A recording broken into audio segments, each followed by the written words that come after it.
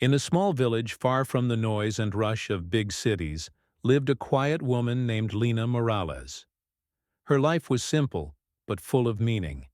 Every morning she woke up before sunrise, made herself a cup of tea, and walked to her little tailoring shop at the edge of the village square. There she stitched clothes for the people of the village, dresses for young girls, shirts for men going to work, and school uniforms for children. Lena was known not just for her skill with a needle, but also for her kindness. She always had time to help someone, whether it was giving advice, fixing a torn dress for free, or helping an old neighbor carry groceries home. People trusted her and liked being around her. She never raised her voice, never showed off, and always smiled warmly. But few people in the village knew the secret about Lena, that behind her gentle eyes and calm nature, she was one of the smartest people they would ever meet. You see, when Lena was a child, she was like no other. Numbers came to her as easily as breathing. At age 4, she could multiply 3-digit numbers in her head. By 6, she was solving math problems meant for high school students. Her teachers were shocked. Her parents, who worked hard every day just to put food on the table, didn't know what to do. They weren't rich, life was tough, but they knew their daughter was special. So they did everything they could to support her. They saved money to buy her books, asked neighbors if they had any old school supplies, and even walked her several miles to the nearest town so she could attend a better school. At school, Lena stood out. While others struggled with basic fractions, she was already working on geometry and algebra. Teachers started calling her the human calculator.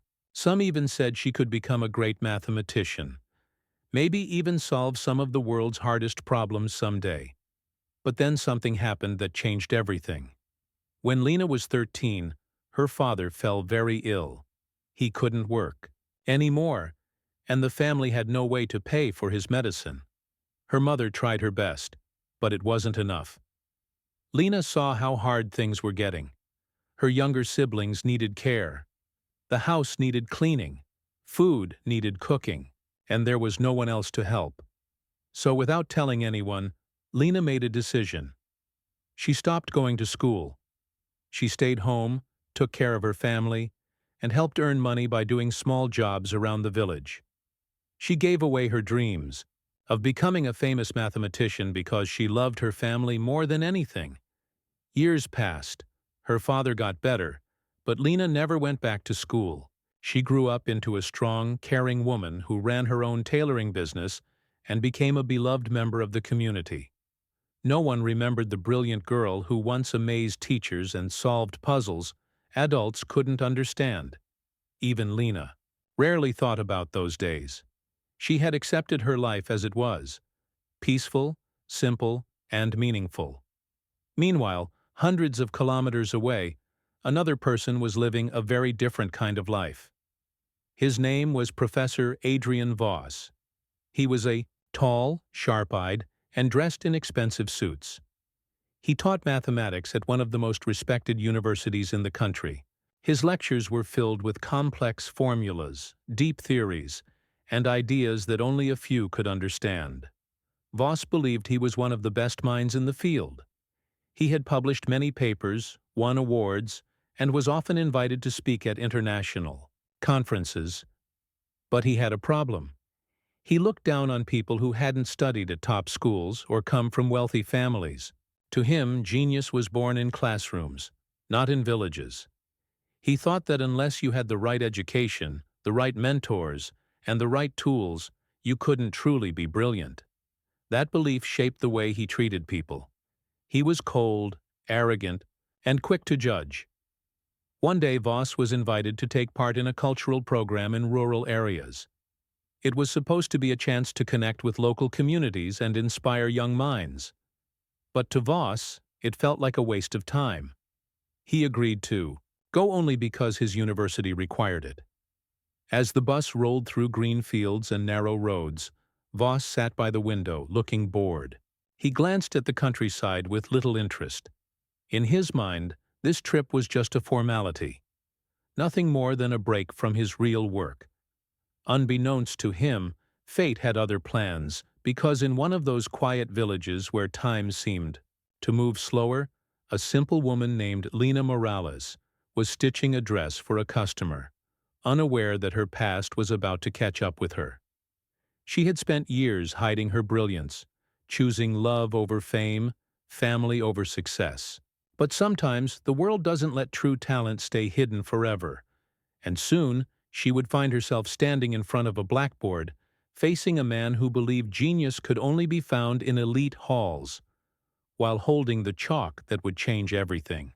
The sun was rising over the village when Professor Adrian Voss stepped out of the guest house where he was staying. He adjusted his tie and looked around with mild interest. The village was quiet, surrounded by green fields and small houses made of clay and wood. Children played barefoot in the dirt road, and old men sat outside tea stalls, chatting slowly. Voss had been given a schedule for the day: a school visit, a community talk, and a short meeting with local leaders. He wasn't excited about it. In fact, he considered it a waste of time. To him, these kinds of programs were just for show, meant to make universities look good, not to actually teach or learn anything useful. Still, he followed the plan. At noon, he arrived at the village square, where a small crowd had gathered. There was a wooden stage set up near the well, and a few chairs for guests. Voss was asked to give a short lecture on mathematics, something inspiring for the villagers. He walked onto the stage with confidence, looking out at the sea of faces. Some were curious. Others looked confused. A few children clung to their mothers' saris, peeking shyly at this tall man in a suit. Voss cleared his throat and began to speak. "Mathematics," he said, "is not for everyone. It requires discipline, training, and most importantly, the right education. Without that, no matter how hard you try, you will never understand the beauty of numbers." He paused, scanning the crowd. No one responded. They just stared back at him, unsure of what to say. A bit annoyed, he decided to prove his point. "I will write a simple math problem," he said, picking up a piece of chalk. "If anyone here can solve it, I'll admit that maybe, just maybe, someone from this village has potential." He turned to the blackboard behind him and wrote a complex algebraic equation, one that even university students would find difficult. It involved variables, exponents, and advanced logic. When he finished, he turned back to the crowd. "Well?" he asked, raising an eyebrow. "Anyone?" Silence. No one moved. Some people whispered among themselves. A few young boys shook their heads. An old man chuckled nervously. Voss smirked. "I thought so." Then he did something unexpected. He pointed randomly into the crowd. "You," he said, pointing at Lena Morales. She was standing quietly near the edge of the gathering, holding a basket of fresh fruit she had brought for the event. She hadn't come to watch the lecture. She had just stopped by to drop off food for the organizers. Everyone turned to look at her. Lena blinked. "Me?" "Yes, you," Voss said, stepping aside from the board. "Come here and try." The crowd parted. As she walked forward slowly, still holding her basket, she placed it down carefully and took the chalk from Voss's hand. For a moment, she just stared at the problem. Her heart beat faster. It had been years since she last solved a problem like this.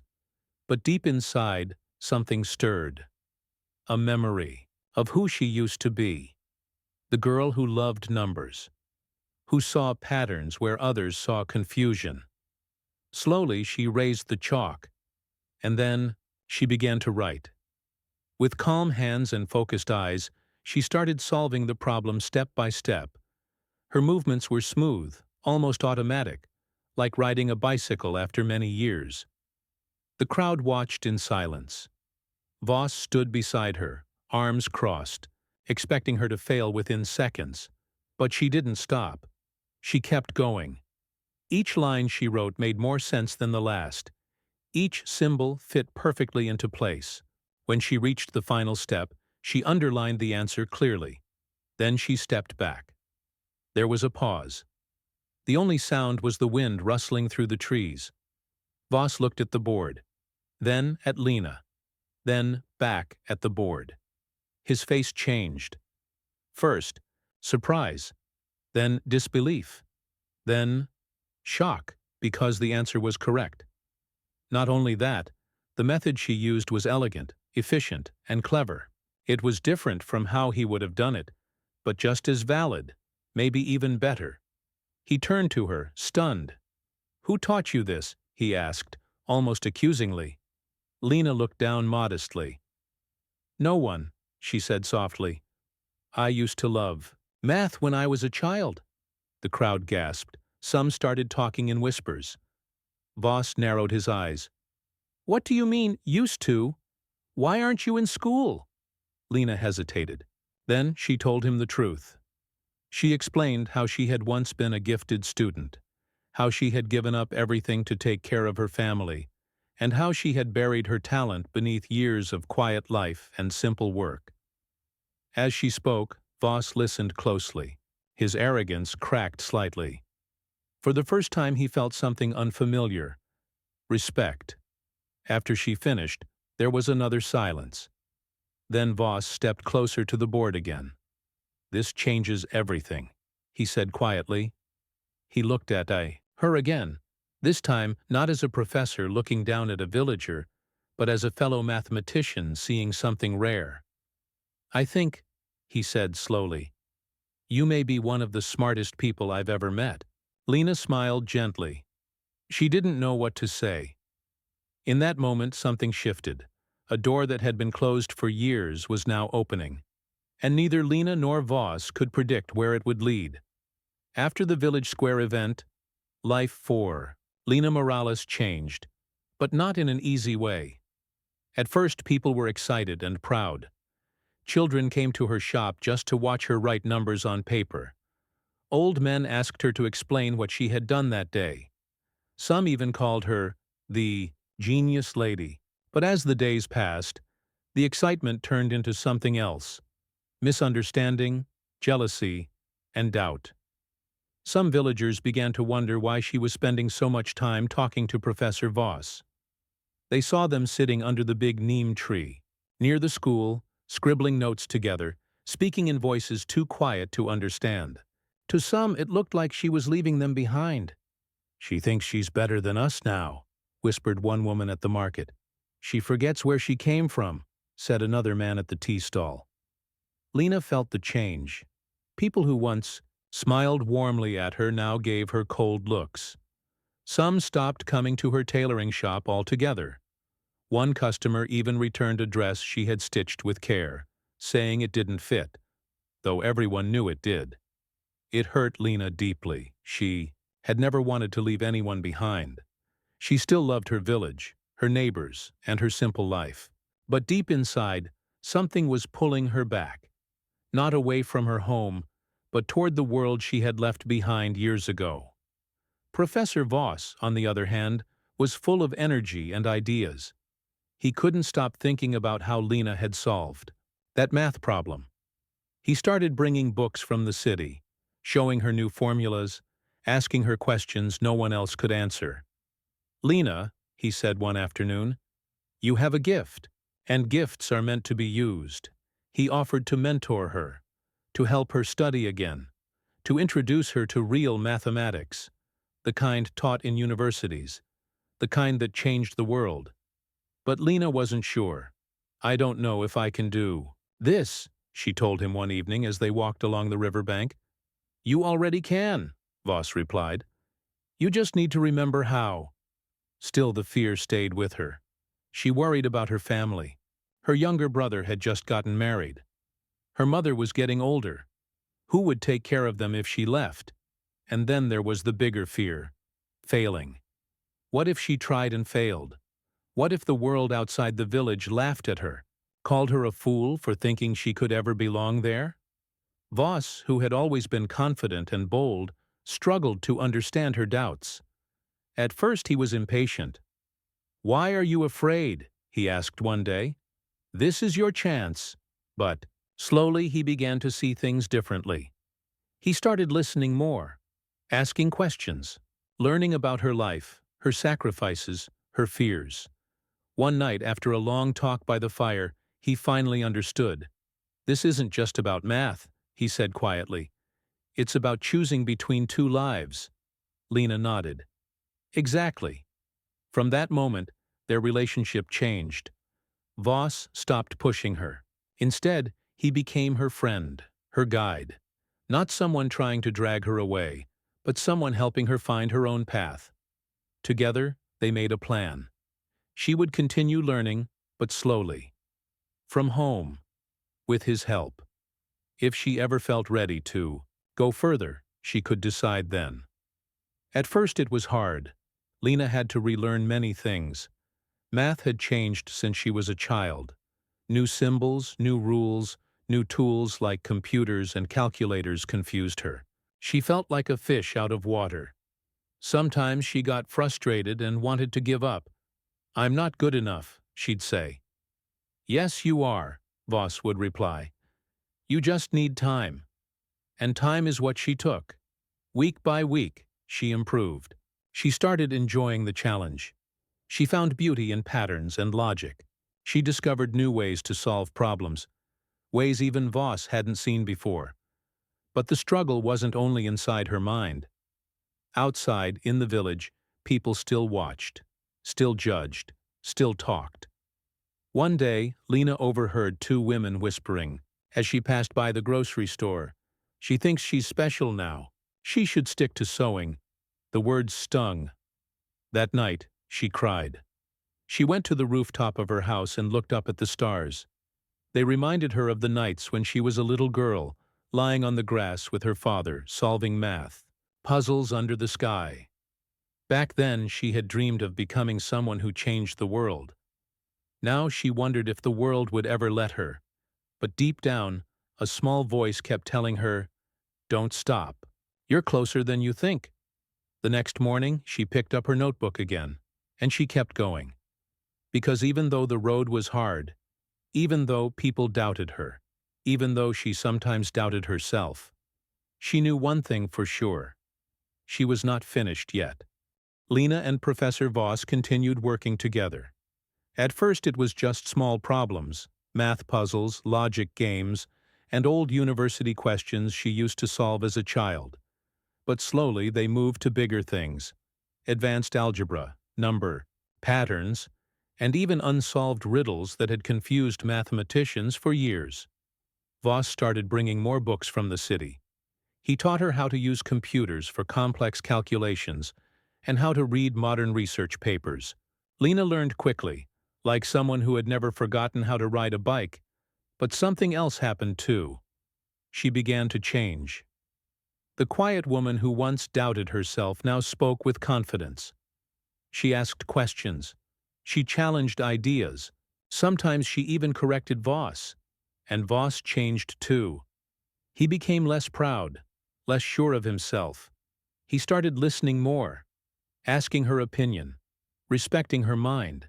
For the first time in his life, he felt like he wasn't just teaching. He was learning.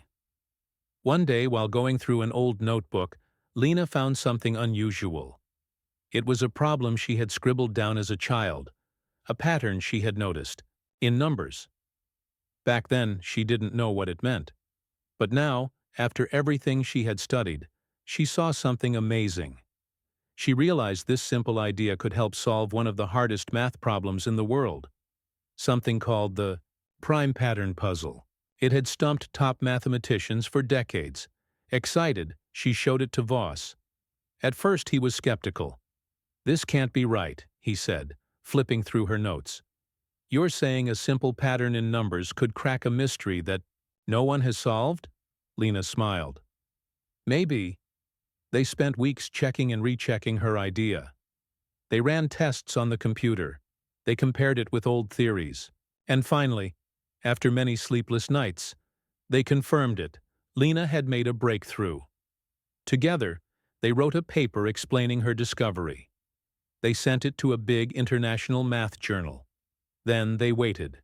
Weeks turned into months. Then one day, Voss got a letter. He opened it with shaking hands. As he read, his eyes grew wide. He looked up at Lena. "They accepted it," he whispered. "They want us to present it at a global conference." Lena gasped. A global conference? That meant people from all over the world would hear about her work. Top scientists, famous professors, even Nobel Prize winners. She felt both excited and scared. Could she really stand in front of such smart people and speak? Would they believe a woman from a small village had helped solve one of the biggest math problems? But deep inside, another voice answered, "Yes, you can." The day of the conference came. The hall was huge, filled with hundreds of people wearing glasses, suits, and name tags. Cameras flashed. Reporters took notes. In the middle stood a stage with a large screen behind. Lena stood backstage, holding her notes tightly. Professor Voss gave her a nod. "You've got this." She walked onto the stage. The room went silent. All those eyes were on her. She took a deep breath. Then, in a soft but clear voice, she began to speak. She told them her story, how she had once been a child genius, how she had given it all up to take care of her family, and how she had found her love for math again. Then she explained her idea. She drew the pattern on the screen. She showed how it worked, how it fit into the big puzzle of prime numbers. As she spoke, people leaned forward, some scribbled notes, others whispered to each other. When she finished, there was a pause, then applause. At first it was slow, then louder. Soon the whole room was standing and clapping. Even the top professors nodded in agreement. One man, a famous mathematician from America, stood up and said, "This changes everything." Another added, "Brilliant, absolutely brilliant." Voss watched proudly. Later that night outside the hotel, he turned to Lena. "I used to think genius only lived in universities," he said. "Now I know better." Lena smiled. "It lives everywhere," she said. "Sometimes it just needs a chance." Back in the village, people gathered around a big screen set up in the square. They watched the live stream of the conference. When they saw Lena on stage, speaking with confidence and solving a problem no one else could, their hearts swelled with pride. No longer did they see her as just a tailor or a neighbor. They saw her as a hero, a woman who had faced doubt, fear, and struggle, and come out stronger. The next morning, the whole village celebrated. Children waved flags. Old men told stories of how Lena had grown up among them. Women brought sweets and flowers to her shop. She had done it. She had proven that brilliance doesn't care where you come from. It only cares if you dare to try. Years passed. The world remembered Lena Morales not just as a woman who solved a big math problem, but as someone who changed how people thought about talent, education, and where genius could be found. After her success at the global conference, many universities offered her jobs. Some wanted her to teach. Others wanted her to do research. There were even offers from countries far away: America, Japan, Germany. They all saw her as one of the greatest minds of her time. But Lena didn't leave everything behind. Instead, she made a choice that surprised many. She stayed close to home. She moved to a small town nearby and started working with students from poor villages. She taught them math, science, and most importantly, confidence. She believed that every child, no matter where they came from, had something special inside them. She knew what it felt like to be told you weren't good enough, to be ignored because of where you lived or how much money you had.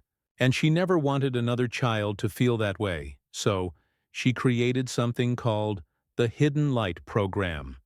It was simple. Teachers traveled to small villages. They looked for children who showed signs of being very smart.